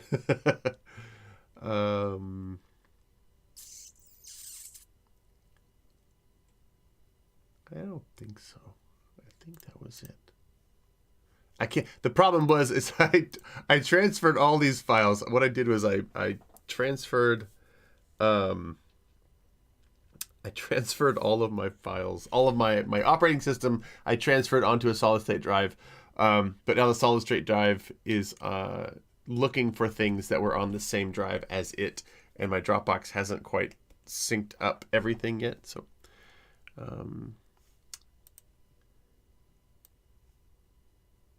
yeah, good idea. And also, good to save it too. And that's the other thing. Like I wrote all these lyrics, and now I can't find them.